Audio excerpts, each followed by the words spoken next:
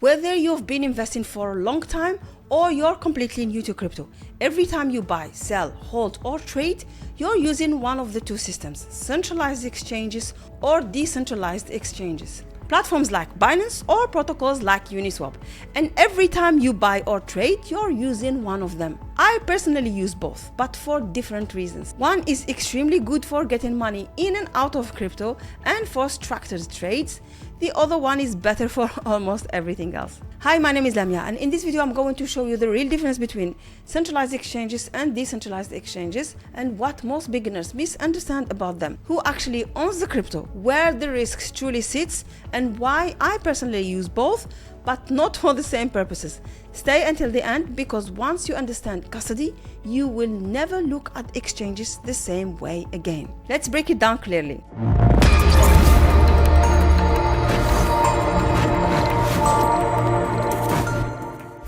The main difference between centralized exchanges and decentralized exchanges is simple: custody. Who controls the private keys? On a centralized exchange like Binance, OKX, or Bybit, you create an account, you complete KYC, you upload identification, you deposit funds. When you buy Bitcoin, you see it in your balance, but you don't hold the private keys. The exchange does.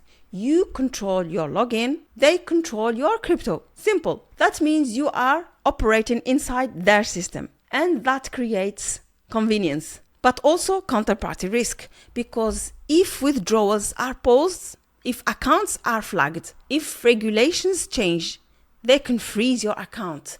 They can delay or restrict access. You are trusting an intermediary. Now, compare that to decentralized exchanges. On platforms like Uniswap, PancakeSwap, or SushiSwap, there is no account, no KYC, no intermediary holding your funds. You connect your wallet, you sign the transaction, you hold the private keys. And in crypto, that is everything. Blockchain was built on one principle.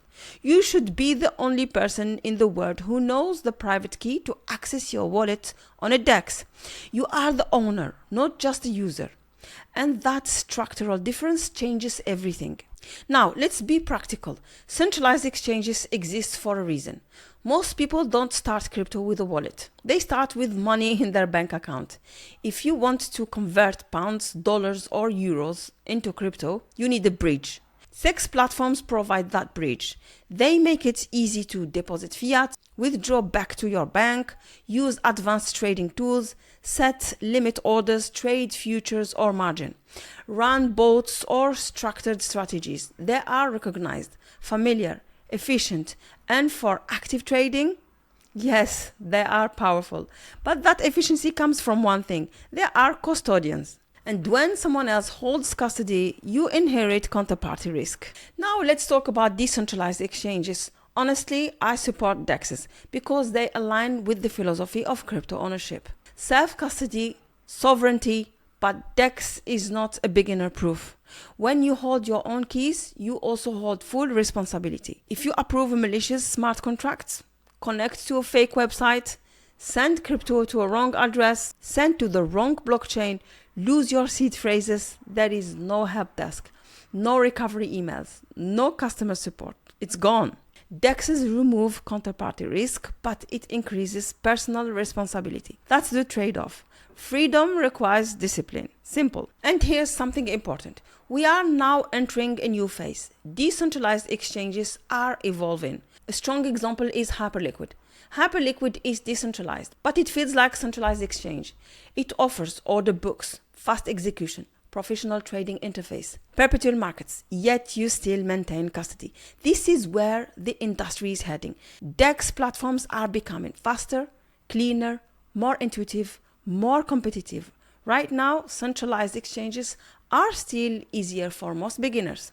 That's the reality. But as decentralized platforms improve usability and as adoption increases, they will become more dominant because they preserve ownership without sacrificing performance.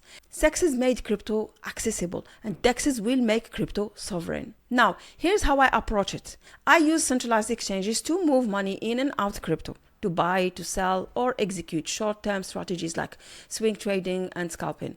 I use decentralized exchanges for everything else, to hold long term, to operate on chain, to explore new projects, to maintain control. CEX is my bridge and DEX is my base. Now let's summarize. In CEX, you don't hold your keys. Requires KYC, easy fiat on and off, advanced trading tools, convenience, counterparty risk. And now for the decentralized exchanges, you hold the keys. No KYC, direct wallet interaction, full ownership, no account freezes, full responsibility. The main difference, on a DEX, you're the owner. On a CEX, you are operating inside someone else's system.